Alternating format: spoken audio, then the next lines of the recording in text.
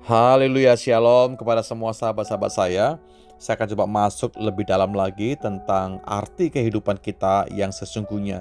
Kemarin saya berbicara bahwa hidup kita adalah anugerah atau kasih karunia Tuhan saja karena kita diciptakan dari debu tanah. Dan hari ini kita bisa melihat bahwa hidup itu harusnya punya tujuan.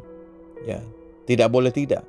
Hidup kita punya tujuan, dan tujuan Tuhan menciptakan Anda dan saya adalah bagaimana kita menjadi makhluk yang memuliakan Allah. Dalam Roma pasal 11 ayat 36 berkata, sebab dari Dia dan oleh Dia dan kepada Dia segala sesuatu, bagi Dialah kemuliaan sampai selama-lamanya.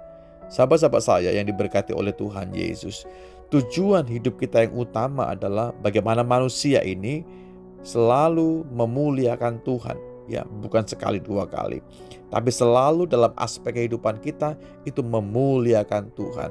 Dalam perkataan kita, dalam tutur kata kita, sikap kita, perbuatan kita, semua yang kita lakukan harusnya terfokus untuk memuliakan Tuhan. Kita perlu evaluasi bersama-sama, apakah mata saya sudah memuliakan Tuhan? Apakah mulut saya ini sudah memuliakan Tuhan? Apakah tangan saya ini melayani, memuliakan Tuhan atau tidak? Semua kembali kepada masing-masing kita. Yang pasti adalah ketika Anda diberikan kesempatan hari ini, peluang-peluang, nafas, waktu, dan juga kekuatan, bisa berdiri dengan baik, bisa berjalan dengan baik, ya kan? Itu semua karena Tuhan mau supaya Anda memuliakan Dia. Seperti dalam Roma tadi, segala sesuatunya itu berasal dari Dia, saudaraku. Camkan baik-baik ini. Sematkan dalam hati kita, pikiran kita, bahwa semuanya berasal dari Tuhan. Kita ini hanya pengelola saja dari semua hal yang Tuhan percayakan buat kita. Dan tentunya ending-endingnya bagi Dialah, untuk Dialah kemuliaan sampai selama-lamanya. Kita semua diciptakan untuk mencerminkan kasih. Catat baik-baik itu. Tuhan menciptakan kita supaya kita bisa memperagakan kasih. Kasih itu memberi, kasih itu menolong, kasih itu tanpa pamrih. Kasih juga tidak pernah memandang bulu.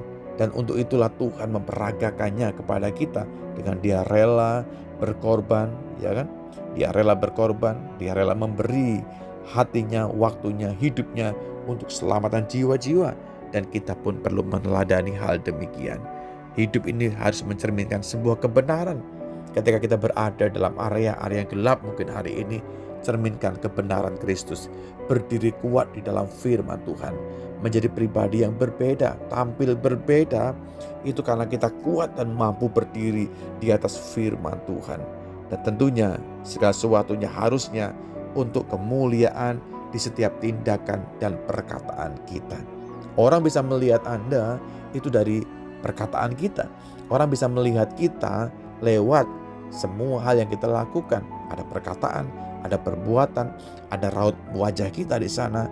Dan saya percaya ketika hati kita dikuasai oleh firman, hati kita dikuasai oleh Roh Kudus, maka perkataan kita, perkataannya membangkitkan kekuatan bagi orang yang bisa mendengarkannya.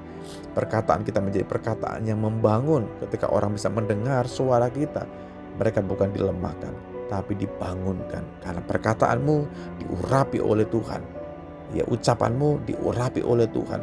Pikiran kita diurapi oleh Tuhan. Dan untuk itulah Tuhan menciptakan kita, supaya kita memuliakan Tuhan. Bagi Dialah kemuliaan sampai selama-lamanya. Kiranya poin ini bisa memberikan pengertian yang baru kepada kita, memberikan satu pemahaman bahwa hidup kita harusnya memperagakan kasih, memperagakan cinta kepada siapapun juga. Terima kasih Roh Kudus buat firman-Mu. Terima kasih Bapa. Kami sangat bersyukur firman-Mu kebenaran buat kami. Kami semakin mengerti Tuhan menciptakan kami punya maksud dan tujuan supaya kami memuliakan Engkau sepanjang kehidupan kami. Tolong kami Roh Kudus nantiasa supaya benar-benar kami bisa menjadi pelaku-pelaku firman dalam aspek kehidupan kami, dalam semua ruang dalam hidup kami. Kami semakin dibuat menjadi mengerti kami ada untuk kemuliaan, kami ada untuk keagungan Tuhan saja. Terima kasih. Dalam berkat nama-Mu Yesus Tuhan, kami berdoa dan bersyukur. Amin.